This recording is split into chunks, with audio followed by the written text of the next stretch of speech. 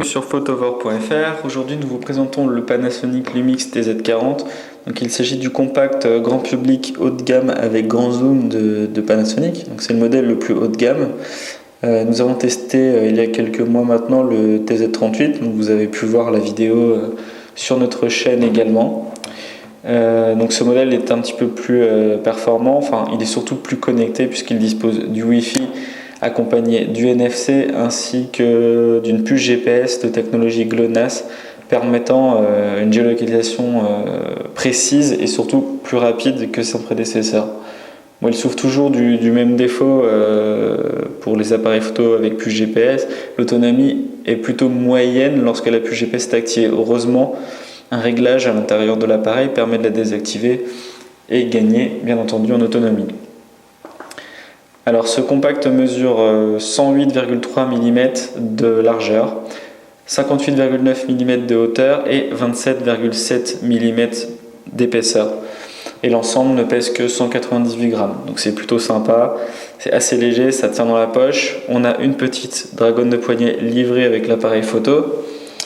Donc voilà pour le petit tour du propriétaire. Nous avons ici les micros stéréo, un haut-parleur, la petite molette de sélection de mode, la bague de zoom, le déclencheur juste ici, le bouton d'enregistrement vidéo, le bouton on-off. Nous avons un grip ici dans une matière qui agrippe plutôt bien justement. Donc il est plutôt sympa, très pratique à utiliser. Dommage qu'on n'a pas de rappel derrière. Nous avons juste des petits picots ici, donc c'est moins efficace. Un bouton d'accès direct au Wi-Fi, un bouton pour régler l'exposition et accéder à la carte en mode GPS, le bouton de lecture, les différents boutons de réglage qui permettent également de naviguer dans le menu, le bouton display de Panasonic, le bouton Q-menu également de Panasonic, très pratique pour accéder au réglage dans l'appareil photo. Nous avons juste ici une petite trappe qui permet d'accéder directement au Wi-Fi, à l'HDMI, au port HDMI ainsi qu'au port USB propriétaire. Voilà, juste en dessous le logement batterie et carte mémoire. Ici pour fixer un trépied.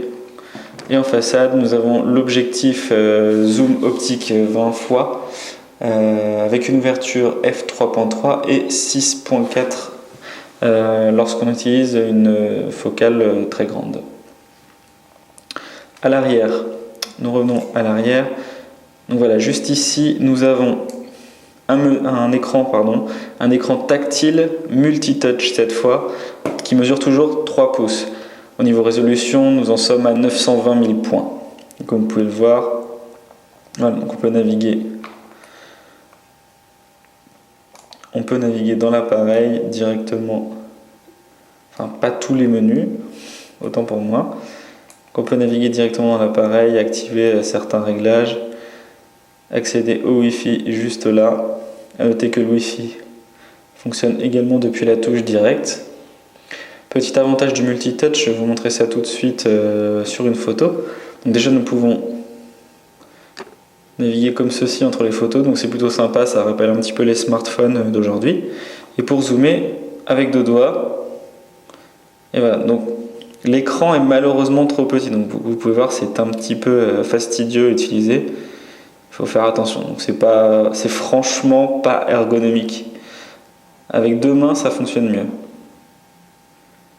Voilà. Ensuite on peut se déplacer sur la photo juste comme ça. Les doubles clics permettent également de zoomer et dézoomer. Donc un peu comme sur un smartphone. Bon, là-dessus, on a encore quelques petits efforts à faire. Peut-être que Samsung s'en sortira mieux avec son écran beaucoup plus grand sur son NX notamment, sur son Galaxy NX, pardon. En tout cas, pour ce qui est de Panasonic, il y a quelques petites choses à revoir. L'interface du menu est globalement similaire à ce que nous connaissons déjà. On accède à une carte que l'on peut précharger sur la carte mémoire. Donc il y a plusieurs cartes disponibles sur le site de Panasonic, il me semble. Pour revenir au Wi-Fi, alors le Wi-Fi c'est juste ici. Donc nous allons avoir besoin d'utiliser un smartphone, donc nouvelle connexion, prise de vue à distance par exemple. Sinon on peut configurer via le portail Panasonic les différents services de partage ou un téléviseur, donc prise de vue à distance. Donc je ne vais pas pouvoir vous montrer aujourd'hui le NFC, notamment parce que j'ai qu'un iPhone 5, donc ça ne va pas être possible puisqu'il ne dispose pas de NFC, diront certains. Alors, comme vous pouvez le voir, juste ici nous avons un réseau Wi-Fi qui s'est créé du TZ40. Donc il suffit de cliquer dessus et d'entrer le mot de passe que vous avez à l'écran. Donc je vais faire ça tout de suite. Désolé pour l'attente. Je vais essayer de ne pas me tromper. 9F85. Donc le mot de passe change selon les modèles. Voilà, donc comme vous pouvez le voir directement, l'appareil photo a reconnu qu'on s'était connecté.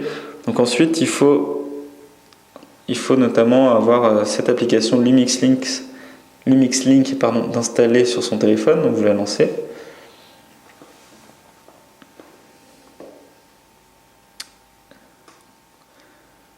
Et donc voilà, donc un petit message d'avertissement qui prévient que l'objectif va s'ouvrir.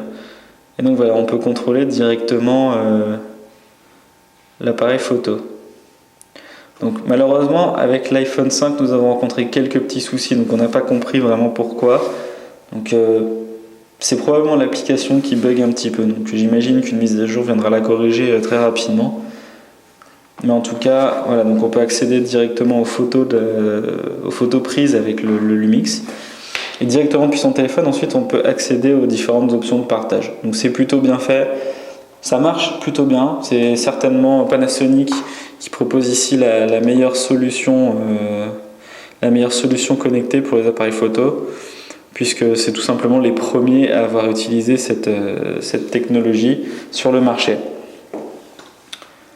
Pour revenir un petit peu au Lumix TZ40 en lui-même, il faut noter qu'il dispose d'un capteur CMOS de 18,1 millions de pixels, donc c'est un nouveau modèle de capteur plus performant. Donc nous avons pu constater tout à fait dans notre test qu'il est plus efficace, notamment au niveau de la gestion du bruit électronique. Bon, par contre, le processeur de traitement Venus Engine a tendance à un petit peu trop lisser les photos lorsqu'on monte en sensibilité. Donc c'est un petit peu dommage, mais finalement, pour le commun des mortels, nous allons dire, ou plutôt les utilisateurs non initiés, c'est quand même plus agréable à regarder une photo qui est un peu lissée et sans bruit électronique, plutôt qu'une photo avec beaucoup de détails et énormément de bruit électronique. L'interface reste toujours un petit peu austère et comme je le disais, l'autonomie est un petit peu décevante quand la puce GPS est activée. Donc nous allons quitter ici le mode Wi-Fi, terminer le contrôle Wi-Fi.